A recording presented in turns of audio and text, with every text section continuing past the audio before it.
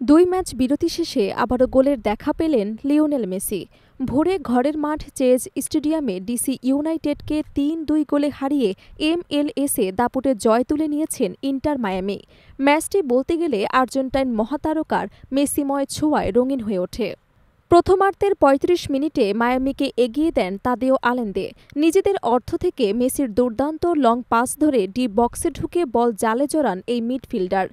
এটি তার মৌসুমের অষ্টম গোল, আর মেসির হয়ে MLS-এ ১২তম অ্যাসিস্ট।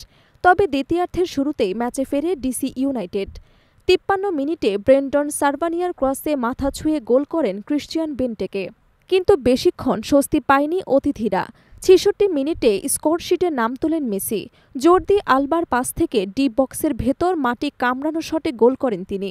ম্যাচের ৮৫ মিনিটে আসে আর্জেন্টাইন মহাতারকার দ্বিতীয় গোল।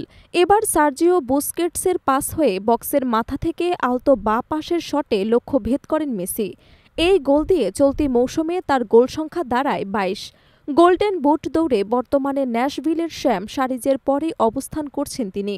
ইনজুরি টাইমে জ্যাকব মারিলের গোলে ব্যবধান কমায় ডিসি ইউনাইটেড। তবে শেষ পর্যন্ত ৩-২ গোলের জয়ে পূর্ণ ৩ পয়েন্ট নিয়েই মাঠ ছাড়েন মায়ামি। ম্যাচে ৬৩% বল দখলে রাখে হাবিয়ের মাসচেরানোর দল। তাদের ১৭ শটের মধ্যে ৭টি লক্ষ্য ছিল।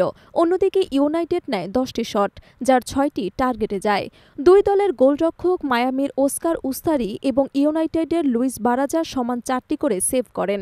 এই জয়ের ফলে MLS-এর ইস্টার্ন কনফারেন্সে পঞ্চম স্থানে উঠে এসেছে ইন্টার মায়ামি।